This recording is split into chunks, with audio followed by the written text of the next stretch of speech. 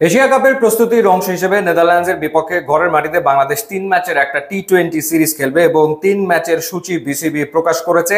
প্রথম ম্যাচটা হবে 30 অগস্ট, এরপরে দ্বিতীয় টি-20 1 তারিখে এবং তৃতীয় টি-20 হবে সেপ্টেম্বরের 3 তারিখে এবং তিনটা ম্যাচই হবে সিলেটে। এরপর বাংলাদেশ চলে যাবে সংযুক্ত আরব আমিরাতে এশিয়া কাপে খেলতে। তো নেদারল্যান্ডসের বিপক্ষে এই টি-20 সিরিজ এবং এশিয়া কাপকে সামনে রেখে 25 জনের প্রাথমিক দল ঘোষণা করেছে বিসিবি, কাউকে বাদ দেয়নি, মানে কাউকেই আসলে বাদ দেওয়া হয়নি। ইন্টারেস্টিং ব্যাপার হচ্ছে যে এখনো নাইম শেখকে নিয়ে নির্বাচকরা আশাবাদী, নাজমুল শান্তকে নিয়েও তারা ইতিবাচক, স্কোয়াডে মেহেদী হাসান মিরাজও রয়েছেন। সো আপনাদের যদি ওভারঅল লিস্টটা জানাই, লিটন দাস অধিনায়ক, তানজিদ হাসান তামিম, নাইম শেখ, পারভেজ হোসেন ইমন, সৌম্য সরকার তিনি আবারও ফিরেছেন স্কোয়াডে, তাওহিদ হৃদয়, মেহেদী হাসান মিরাজ, শেখ মেহেদী, জাকের আলী অনিক, শামীম পাটোয়ারি, নাজমুল হোসেন শান্ত, রিশাদ হোসেন, তানভীর ইসলাম, নাসুম আহমেদ, দুজন লেফট আর্ম স্পিনারকে রাখা হয়েছে। আর পেসার রাখা হয়েছে কতজন? হাসান মাহমুদ, তাসকিন আহমেদ, তানজিম সাকিব, সাইফুদ্দিন, নাহিদ রানা, মুস্তাফিজুর রহমান, শরীফুল ইসলাম, খালেদ আহমেদ, তাকেও রাখা হচ্ছে। খালেদ আহমেদ গ্লোবাল সুপার লিগে পরপর 2 ম্যাচে 8 উইকেট নিয়েছিলেন, মানে 4 উইকেট করে নিয়েছিলেন এবং তিনি ইদানিংকালে আসলে হোয়াইট বলে দুর্দান্ত বোলিং করছেন, সুতরাং ভাবাই হচ্ছিল যে তিনি হয়তো ডাক পাবেন।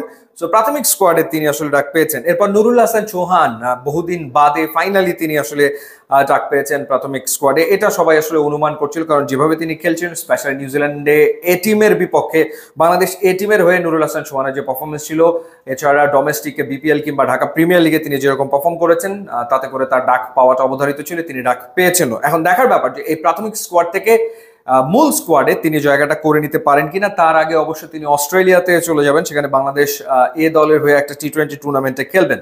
মাহিদুল অঙ্কনকেও বিবেচনা করা হয়েছে এবং সাইফ হাসান, যিনি রংপুর রাইডার্সের হয়ে গ্লোবাল সুপার লিগে খেলেছেন, তাকেও বিবেচনা করা হয়েছে। সো ওভারঅল কাউকে আসলে এই স্কোয়াড থেকে বাদ দেওয়া হয়নি, সবাইকে নিয়েই। মূল ব্যাপার যেটা, যে এটাই বাংলাদেশের কোর টিম, মানে এই 25 জনের ভেতর থেকেই দলে আসা যাওয়া চলমান থাকবে, সেটা নির্বাচকরা একরকম বুঝিয়ে দিয়েছেন।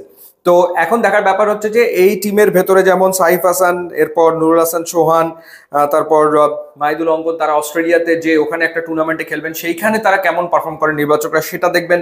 পাশাপাশি নেদারল্যান্ডসের বিপক্ষে 3 ম্যাচে টি-20 সিরিজে সেখানেও ঘুরিয়ে ফিরিয়ে মোটামুটি অনেককেই সুযোগ দিয়ে দেখা হবে যে কে কেমন পারফর্ম করছেন। তো তারপর ফাইনাল দলটা গঠন করা হবে। সো ওভারঅল ইন্টারেস্টিং এটাই যে নাইম শেখ কিংবা নাজমুল শান্ত, তাদেরকেও এখনো টি-20-র বিবেচনায় নির্বাচকরা রেখেছেন। ইউটিউব এবং ইনস্টাগ্রাম লিঙ্ক আছে, আপনারা যোগ দিলে খুবই খুশি হবে। And thanks for watching.